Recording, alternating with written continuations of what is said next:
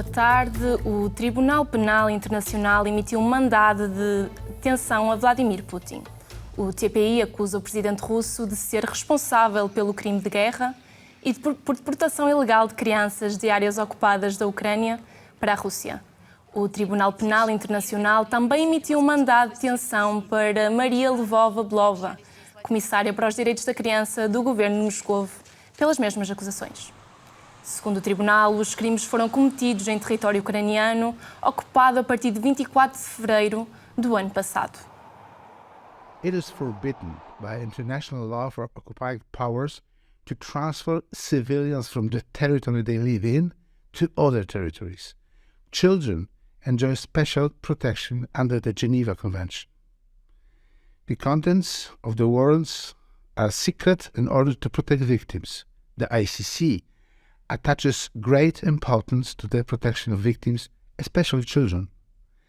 Nevertheless, the judges of the chamber dealing with this case decided to make the existence of the warrants public in the interest of justice and to prevent the commission of future crimes. Uma bebé nasceu entre os escombros de um prédio na Síria. A mãe e o resto da família não sobreviveram. A recém-nascida está fora de perigo e é considerado um milagre do sismo que abalou a Turquia e a Síria na passada segunda-feira. Uma catástrofe deu lugar a um milagre. O momento do resgate desta bebé tornou-se viral nas redes sociais e é uma das imagens mais marcantes do sismo de segunda-feira. Uma mulher deu à luz nos escombros de um prédio de 4 andares na Síria, mas não sobreviveu. A bebé foi resgatada com 3 horas de vida. بأمور بدائية يعني موس قصينا وشدينا ورحنا مباشرة على المشفى حطت بالحضانة. Chegou com alguns hematomas, mas está fora de perigo.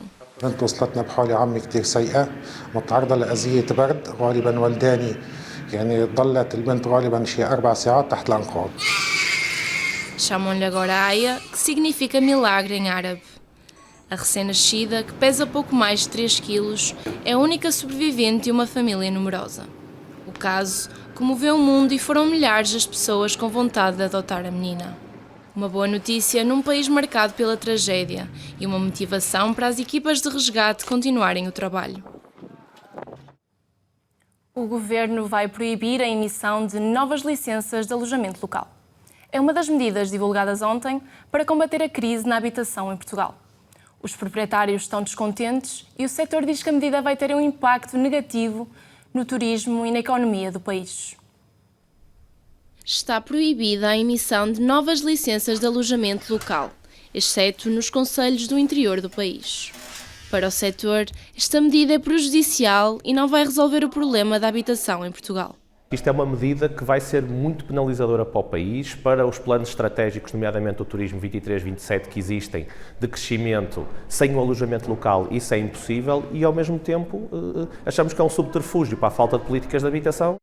O governo anunciou ainda uma contribuição extraordinária sobre o setor e uma reavaliação das atuais licenças em 2030. Estas medidas têm como objetivo uma migração dos imóveis do alojamento local para o mercado da habitação.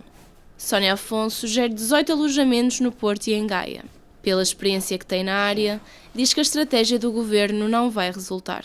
Nós estamos a preparar este imóvel para poder ser rentabilizado quando a família não está cá e não o utiliza. Porque é inviável, ela não consegue suportar os custos de manter a casa se não a puder rentabilizar. E por outro lado, ela também adquiriu a casa porque a quer utilizar. Portanto, é complicado gerir todas estas situações. O alojamento local é responsável por 60% das dormidas no Porto e 50% das estadias em Lisboa. As novas regras podem pôr em risco o turismo e a economia do país. Estamos a falar de mais de 50 mil proprietários, muitos deles autoemprego. Estamos a falar de mais de 100 mil empregos, direto ou indiretamente. Estamos a falar de limpezas, estamos a falar de lavandarias, estamos a falar de check-in, check-outs. Estamos a falar de cafés, de restaurantes, de comércio local que vive do alojamento local. Os proprietários estão dispostos a combater as dificuldades da habitação nas grandes cidades, mas não desta forma. Esse trabalho que estava a ser feito junto das câmaras para resolver os problemas pontuais, onde nós podíamos realmente dar algum contributo para a resolução dos problemas, foram todos deitados por água abaixo. Descontente com estas medidas, o setor espera novas negociações com o governo. Os pensionistas e reformados estão em protesto por todo o país. Exigem a fixação dos preços dos bens essenciais, o aumento das pensões e melhores condições de saúde e habitação. Os reformados exigem um aumento de 60 € em todas as pensões e reformas. Face à inflação, em cima da mesa está a fixação dos preços dos produtos essenciais de supermercado, dos medicamentos e da eletricidade. Já sentia enquanto trabalhava, mas pensava que na reforma que ia poder usufruir como muitos outros reformados que se vê, não do nosso país, mas estrangeiros que vemos por aí a circular, e não posso, tenho que estar mais fechada em casa e comprar, em vez de comprar, fazer as compras para o mês, comprar semanalmente e de acordo com aquilo que está disponível.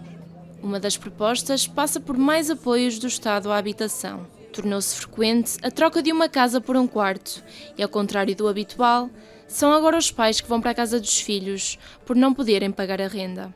Eu estou neste momento a ser confrontada com muita gente que tem que o contrato já acabou e vão ter que deixar casas e têm que pagar cerca de 600 quando têm uma reforma de 400 e tal euros, 500 e tal. Não podem pagar uma renda dessas. Para essas pessoas não há soluções, não há os lares cada vez mais são particulares e esta gente ou têm que viver à custa dos filhos, mas hoje os filhos não têm possibilidades de aguentar com os pais. Isabel Gomes, presidente da MURPI, destaca a falta de condições para os pensionistas no Serviço Nacional de Saúde. A grande maioria não tem nem médico nem enfermeiro. Portanto, aquilo que se pretende é um Serviço Nacional de Saúde em que os centros de saúde funcionem e em que cada reformado tenha direito a ter um médico e um enfermeiro ao seu dispor perto. Depois de fazer chegar ao Parlamento uma petição com cerca de 10.000 assinaturas, os reformados esperam que desta vez as reivindicações sejam ouvidas. As manifestações ocorreram não só no Porto, mas também noutras cidades do país, numa iniciativa da Confederação Nacional de Reformados, Pensionistas e Idosos. Até 2024, Portugal vai ter projetos piloto para os rastreios do cancro da próstata, sistema gástrico e pulmão. A promessa foi feita hoje pelo Ministro da Saúde no Centro da Mama do Hospital de São João. O cancro da mama é o mais comum nas mulheres em Portugal, mas o Ministro da Saúde destaca o sucesso dos programas de rastreio. Foi durante a inauguração das novas instalações do Centro da Mama do Hospital de São João, no Porto. Nós atingimos em 2022 98% das pessoas que deviam vir ao rastreio, que tinham indicação para vir ao rastreio, foram convocadas. Isso é um resultado que nos coloca, enfim, na liderança das metas que queremos alcançar. É verdade que no caso do cancro do colo do útero estamos a recuperar, o rastreio ficou muito abalado nos anos da pandemia, estamos a recuperar. No caso do cancro coloretal temos muito bons resultados no norte do país. 85% das pessoas foram elegíveis, foram convocadas, mas temos um trabalho a fazer nas outras regiões. Depois de provada a eficácia dos rastreios, Portugal vai antecipar-se à meta europeia na detecção precoce dos cancros da próstata, pulmões e estômago. Nós, seguramente, até o final de 2024, estarão organizados, repito, projetos piloto com acompanhamento técnico-científico particular, porque estamos mesmo em áreas que são áreas de inovação. É uma modificação do programa de rastreio que era recomendado internacionalmente, quer pelos organismos europeus, quer pela OMS. O rastreio destas doenças não é para toda a população. A seleção vai passar por uma análise da localização geográfica e dos hábitos de consumo dos portugueses. No caso do cancro do estômago, por exemplo, nós vamos dirigir-nos a certas regiões do país que têm incidência muito elevada. Não há nenhuma boa razão para fazer um rastreio do cancro do estômago que abanja toda a população portuguesa. No caso do cancro do pulmão, nós vamos à procura de pessoas que sejam ou tenham sido grandes fumadores. Há aqui um trabalho técnico a fazer. Como é que os vamos definir, como é que os vamos convocar e como é que vamos lidar com um problema que tem que ser estudado. Apesar das filas de espera nos hospitais e da falta de recursos, Manuel Pizarro frisa que Portugal está acima da média da União Europeia no tratamento das doenças oncológicas. E agora vamos a uma notícia de última hora. O Papa foi internado, sabemos poucas informações, mas segundo uma fonte do Vaticano, foi levado de ambulância para a clínica de Gemelli, em Roma. Segundo as informações que obtemos, sentiu-se mal, tem dores no peito e dificuldades respiratórias. Até agora não sabemos de muitas mais coisas, mas estas são algumas imagens que conseguimos obter hoje de manhã. Uma notícia a acompanhar o resto do dia na RTP3.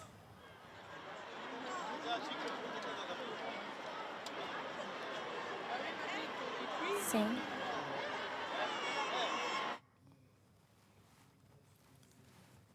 As exportações portuguesas de cortiça bateram o recorde em 2022, com um valor aproximado de 1.200 milhões de euros e um crescimento de 7% face ao ano anterior.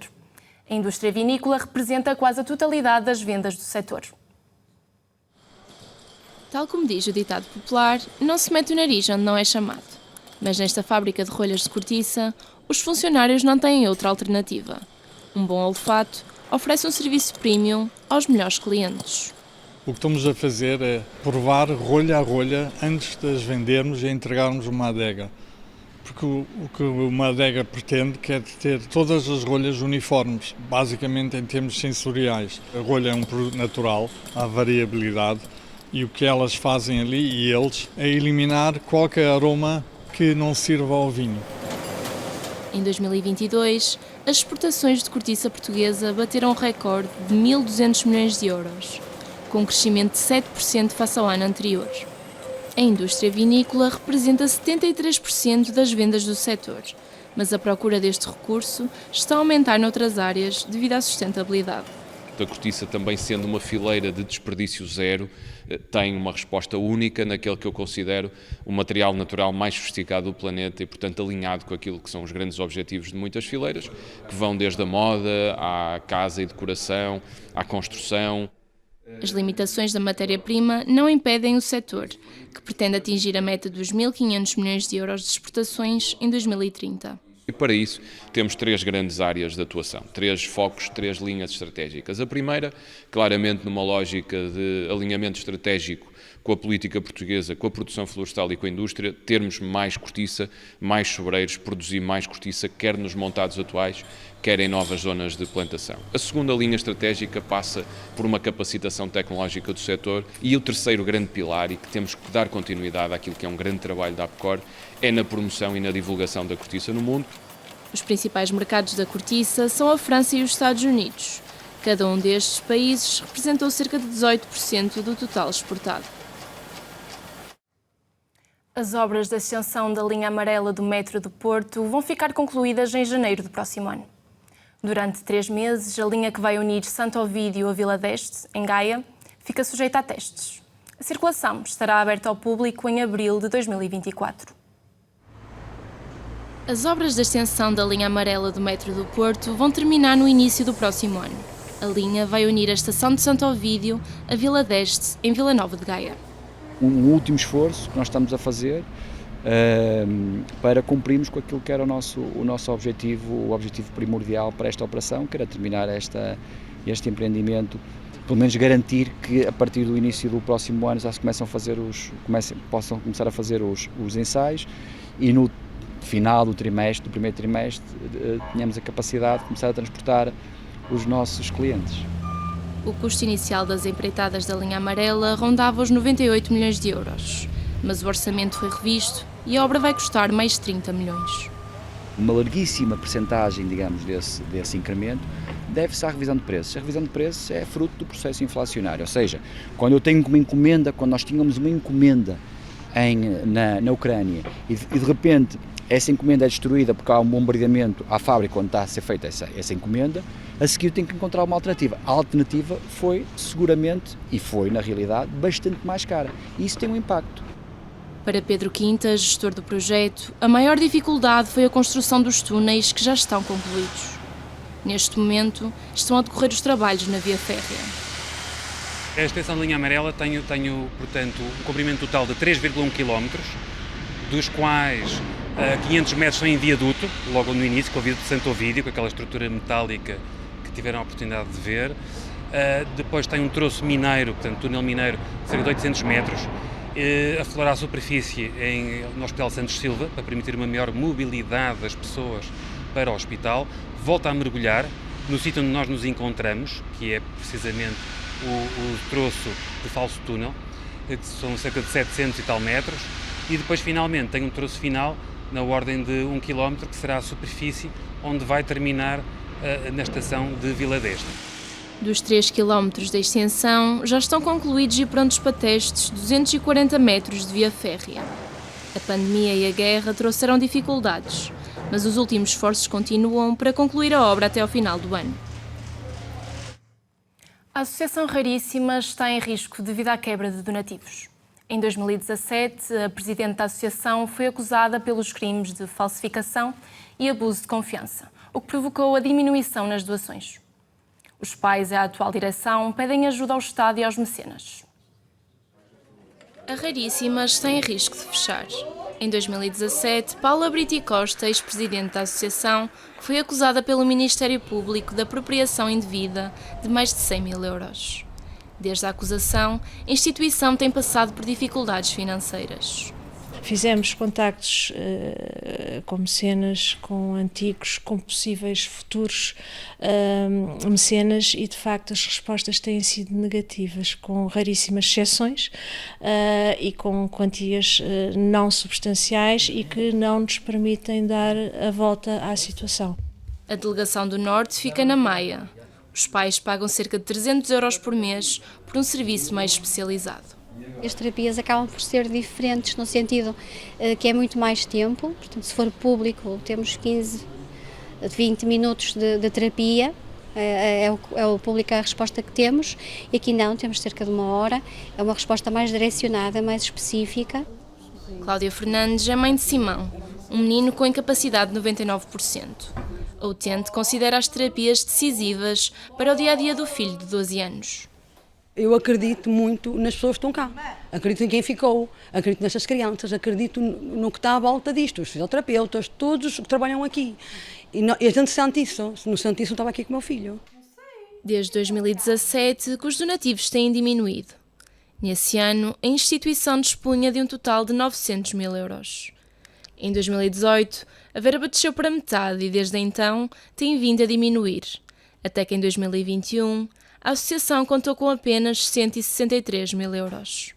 Não percebemos porque é que estamos a ser penalizados. Porquê? Porque a missão existe, os utentes estão cá. Para mim, se houve um escândalo em 2017, tenho que dizer que este será o maior escândalo da Raríssimas. É não sermos apoiados quando estamos no campo e a fazer aquilo que precisamos de fazer. A instituição pede ajuda ao Estado e aos mecenas para continuar a fazer a diferença na vida destes pais e crianças. Os alunos da Universidade de Aveiro pedem a reabertura da refeição social numa das cantinas. O serviço está intermitente desde a pandemia, por dificuldade em contratar novos funcionários. Os alunos da Universidade de Aveiro querem a abertura definitiva da refeição social da cantina do Castro. Neste momento, o serviço está a funcionar apenas na cantina de Santiago. Os estudantes de Ciências Médicas e da Escola Superior de Saúde são os mais afetados pelo encerramento. A cantina de Santiago serve todo o campus aqui da Alameda, que é basicamente toda a gente que está na universidade. Para além de termos que passar a ponte, temos que também esperar nas filas que são longas e muitas das vezes os nossos intervalos de almoço são de 1 hora, se tanto 1h30, e torna-se bastante complicado servir todos os alunos, mesmo até para as próprias funcionárias da cantina daqui de Santiago. O fecho da cantina deve-se à falta de recursos humanos que se agravou com a pandemia. Foi encerrada porque lá no CRAS, porque era uma duplicação da oferta da refeição social que nós temos aqui na cantina de Santiago. E para manter em funcionamento todos os outros serviços e toda a outra oferta, foi uma decisão estratégica encerrar em concreto aquele serviço lá na cantina do CRAS, mantendo em funcionamento nesta cantina porque ela é central a todo o campus universitário. O Departamento de Ação Social da Universidade garante que o serviço vai voltar a abrir no final de março. Mas isto já não é a primeira vez que o concurso público de facto abre, ele já esteve aberto, já contrataram funcionários, a cantina abriu e voltou a fechar, mas não percebemos o porquê dos funcionários que estão no restaurante 3E não podem estar a ser utilizados para manter a cantina do CRAS aberta como uma refeição social. No Castro há outras opções disponíveis, como o restaurante vegetariano, um bar e a cantina 3D com comidas rápidas, mas os alunos não estão satisfeitos. As ofertas que há são todas ofertas com um preço mais elevado e há alunos que não têm posses para pagar esse preço e as refeições não são tão saudáveis. A refeição social tem um custo de 2,60€, valor que não subiu com a inflação.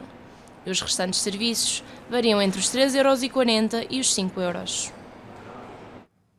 Os bombeiros voluntários de Espinho criaram uma plataforma que lhes permite reportar os problemas sociais que encontram nas ocorrências. Funcionam como uma ponte entre as vítimas e as respostas que procuram. Até agora, foram sinalizados 70 casos. Todos os dias, os bombeiros voluntários de Espinho lidam com doentes, idosos e vítimas de violência doméstica. Para combater estes problemas sociais, a 1 de junho de 2021 criaram uma plataforma de acesso a todos os membros do quartel. Preenchem com os dados das vítimas e reportam o caso à Segurança Social. Até ao momento, foram sinalizados cerca de 70 casos. Nas ocorrências, muitas vezes, quer eu pela minha área de estudos e depois os meus colegas por saberem a minha área de estudos, Serviço Social, acabavam por partilhar situações que decorriam nas ocorrências e que percebiam que eram acionados para uma ocorrência, que havia ali um problema, muitas vezes, e que efetivamente era preciso um meio de socorro no local, mas que o problema de base era um problema social. No entretanto, no ano passado, acabei por propor ao comando a criação de uma ficha de sinalização, ou seja, um formulário onde estão lá todos os dados que eu preciso para dar seguimento à situação.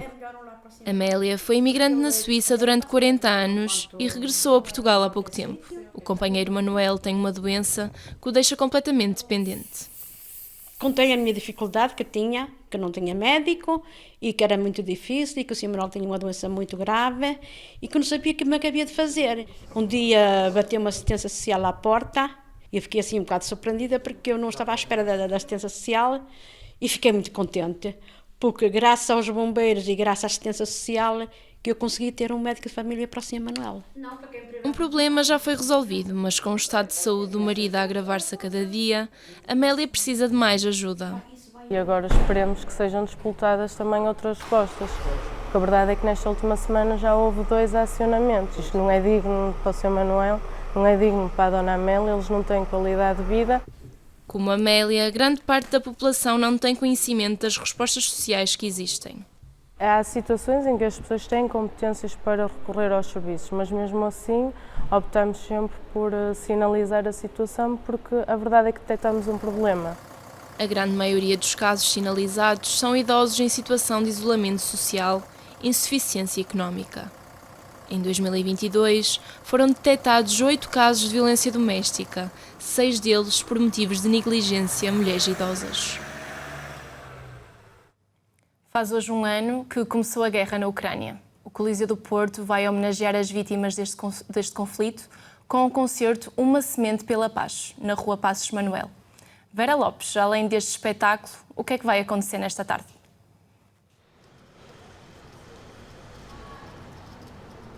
Já estão a acontecer aqui os preparativos deste espetáculo, organizado pelo Coliseu do Porto, que vai acontecer aqui na fachada do Coliseu do Porto, em frente à Rua Passos Manuel.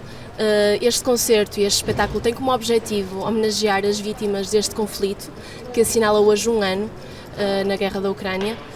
A seguir destes concertos, onde vão atuar Pedro Brunhosa, Ana de Deus e Tiago Nacarato, vai acontecer também uma marcha, que vai começar aqui, neste preciso local, e vai terminar lá embaixo, na Praça Humberto Delgado, onde se irão acender as luzes com as cores da bandeira da Ucrânia, na Câmara Municipal do Porto. Irá também haver, durante o concerto, 1 minuto de silêncio em homenagem a estas vítimas. Vai ser, portanto, um dia recheado de atividades para homenagear, então, as vítimas deste conflito, que parece não ter fim. A repórter Vera Lopes, no Coliseu do Porto. Deste Mundo e do Outro é a nova criação de Olga Roriz para a Companhia Nacional de Bailado. É uma celebração da vida e das obras de José Saramago. Estreia na próxima quinta-feira no Teatro Rivoli. Composto por 34 bailarinos de diferentes nacionalidades, o espetáculo de dança contemporânea está inserido nas comemorações do centenário de José Saramago.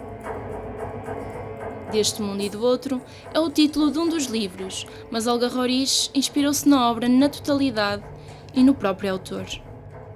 As ideias da bailarina fluíram facilmente porque partilha com o escritor a mesma opinião sobre o mundo que a rodeia. Essa preocupação com as pessoas, com os homens, com as mulheres, com o ser humano, com os seus conflitos, com as suas dores, que é uma ponte muito grande entre a minha obra, portanto, as minhas preocupações e este Saramago. Eu não tenho que ir à procura de Saramago, não tenho que ir à procura do que preocupa Saramago, porque para já é muito óbvio, não é? E tem a ver com a minha preocupação também. Segundo a coreógrafa, o espetáculo não é uma história, mas sim uma caminhada do ser humano. Levantado do chão, foi o único livro que leu durante o processo criativo. É um livro que está muito aqui nesta obra, não como história, mas como povo, não é? Como povo, como a dureza do trabalho, da luta, do amor, da morte, do ser-se humano. Ensaiar tantos bailarinos num curto espaço de tempo não foi tarefa fácil para a artista, mas o resultado compensou. O principal desafio tem realmente a ver com este trabalho de união, não é? Esta massa que ao mesmo tempo é energia pura. Não é? Por isso é que eu acho que as pessoas vibram com esta massa de gente que trabalha ao mesmo tempo. É uma força telúrica enorme. Após 8 anos separados, os caminhos de Olga Roriz e da Companhia Nacional de Bailado cruzam-se neste espetáculo, que através da dança transmite ao público várias sensações. É extremamente sensível e acho que pode tocar a qualquer pessoa de maneiras diferentes, mas muito tocante, porque reflete, ao fim e ao cabo, sobre a natureza humana que diz respeito a todos nós. Poderá ver a exibição nos dias 12, 13 e 14 de janeiro pelas 19h30 no Teatro Rivoli.